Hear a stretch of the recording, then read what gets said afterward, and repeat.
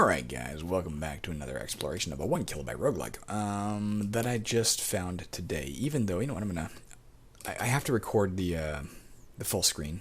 There is perhaps a fail-safe in OBS that will not let you record the screen of a window, like a browser. Like I had a window open in Chrome that I wanted to record, and you can't record that as a window. It might be to try and prevent you from recording videos online or something. I don't know. I can't figure out why it would be. But when I try and record the appropriate window, it just comes up a black screen.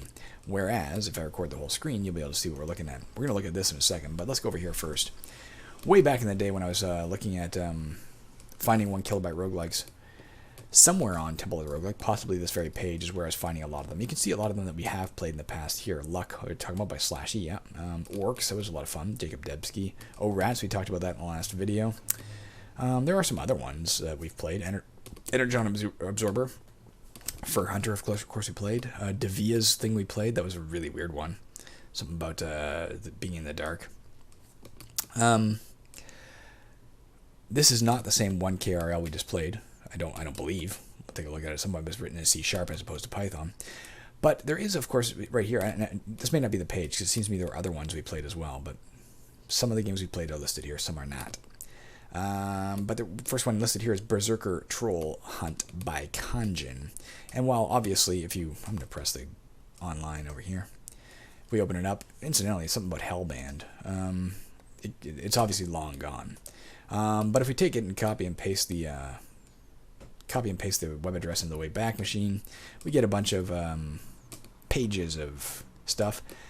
February of 2009 is the last time this page was captured in a functional way. So if you go back to February 2009, I'll include a link where you just go right there. You can play this game, Troll Hunter Berserker. Berserker Troll Hunter. And that word, Berserker, is actually kind of key, because it took me a while to figure out how to play this. Let's look at it. You can see it took me a while, because I've won 1 game and lost 25. So as per you, I can try and zoom in on this. I'll try and zoom in on this. Right now, I can't do that. Right now, we have to record the whole screen. But I'll try and zoom in post and see if it looks so blurry. You're just like, fuck you, Jeff, leave it small. At any rate, yeah, we're the little @ symbol. The T's are trolls. Now, you only have 4-way movement using the directional arrows. I'm going to voluntarily lose. I'll show you my thought process as we went. I was like, how do you move? I tried the number pad. The number pad does not work, but if you're in here and you try the number pad, yeah, it just passes your turn. This doesn't work, but you can use the directional arrows, as you can see right here.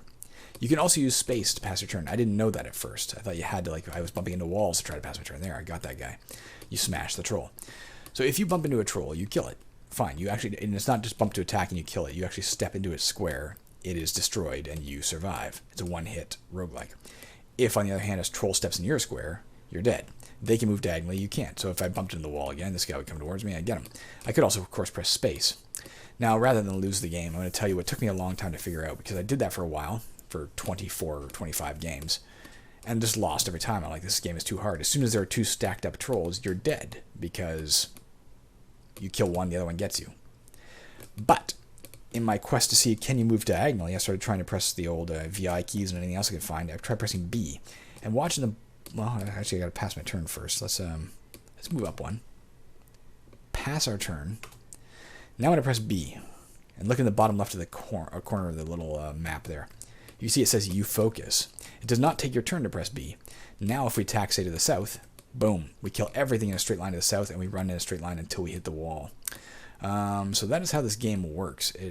Pretty simple, really, when you get down to it. I don't know if you can just berserk even when they're not next to you. Let's try it. I thought they had to be next to you, but let's try it. Berserk left. Nope. They have to be next to you to do it. Oops, I didn't mean to do that, but let's do this. Berserk left. The AI is very simple. They move in a straight line towards you. They can't get around obstacles, just like automatons in my own game of Caverns of Zascasian 2. Let's move north, and let's be west. This reminds me in some ways of O-Rats. We were talking about that before, except for it has a mechanic that O-Rats lacked, and that's this charge ability. In O-Rats, you had to, you could only just move. Although I think it might have had more of a challenge because of that. I'm not sure I will ever lose another game now that I've figured this out. I might be wrong, of course.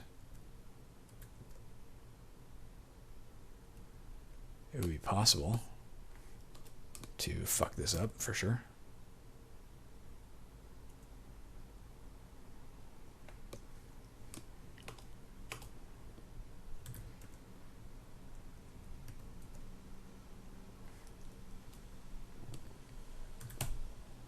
Only one dude left. I assume this is just endless, by the way. I assume you you cannot... I don't assume there's a victory condition here. You smash the troll. Yeah, we specifically won. You smash the troll, you win. Press space. I'll have to add it to my... I do keep track of games I've won and lost. Like, not of Berserker Troll Hunt specifically, of all video games. So we'll have to remember to add this. As meager as it may be. I'm going to play one more round, guys. That's it. And then we're going to call it quits because it is extremely simplistic. But, you know, a neat little mechanic, for sure, that I've not seen elsewhere. I may have screwed myself here. If I... No, I'm okay. Maybe I'm okay. Yeah, if I do B down, we should be okay. The troll smashed you. I must have finished my... well, there you go. We died. I must have finished my run. Can I show you the cursor? I was here. I did a straight line run down here until I hit that wall. There must have been a guy waiting here who got me. So I guess there's a little bit of tactics to it. You got to be a little more situationally aware of you know, where trolls are going to end up after you finish your charge, your berserk. Pardon me. But then it's Berserker Troll Hunt. It's a fun little interesting game, a little coffee break roguelike. I mean, literally, if you have like 5 minutes to play a game, it's not the worst way to spend your time, but it's not the thing I think I'd come back to very often. Thank you to, who was that? That was Conjin. Thank you, Conjin, for making Berserker Troll Hunt. Thank you, Wayback Machine, for providing access to ancient things that would otherwise be lost. And thank you, well, Slashy, who I believe runs the Temple of the Roguelike, for you know, maintaining these old databases that let me explore things I otherwise would have no idea existed. That's it, guys. I'm gonna go see if I can find any other way to get some of these things working for my own self. But y'all have a great day. You know, this is a very short video. I'm going to read this at the bottom because it's kind of interesting. You may think it is pointless to make efforts to work a game on less than 1 kilobyte of source code nowadays. If I'm a bit positive, the best you could think would be, hey, it's fun for the developer, let him be. Or, well, that's a pretty cool way to waste whatever work could go into a real game. I have news for you, and I can't really explain it. I can't explain my news, but here it is. The entries you are about to be reviewed have something. Maybe having some such restriction in the quantity of code to create playability makes the developer of the game do what really matters into the game. No place for plot, no place for the simplest of effects, no place for munchkinism, no place for cool, complex algorithms or a full live world simulation. It is all about the game. I didn't have the pleasure of living through the ages of classic gaming. I did. You missed some good stuff. But I think this is as close as I can get. My best guess and great hope is things were like this before. It is a shame they weren't. Roguelikes were never a big thing. Aside from Dungeon and the Commodore PET. That was fun. It is a shame everything has changed so much. Natural de-evolution. One day soon we will be able to play games like these 1 kilobyte roguelikes inside a real photorealistic video game. You can already do that, of course, because this might have been written a while ago, but I've certainly played video games that have video games in them. I mean, Wing Commander comes to mind, the original Wing Commander, but that's not the best example. Yeah, I've played plenty of video games that have video games in them, including, you can get, like, on the old Xbox 360, you can get, like, an arcade that you could customize and then put arcade cabinets in it and then walk up to the arcade cabinet and play the arcade game. At any rate, play the games, you will really enjoy them. Also be sure to tell the author he rocks and fight with your friends for the highest score or equivalent. Use the Rogue Temple forums when needed. So without further ado, I announce the start of the first less than 1 kilobyte roguelike challenge reviewing cycle, which start with an really interesting entry, Orcs, which we've played before. I just wanted to read that. I second that. There is something really fun about a lot of these that, especially some of them go well beyond what you could think could be done in a 1 kilobyte roguelike. Probably nobody stuck around to hear me talk about that. Again, goodbye.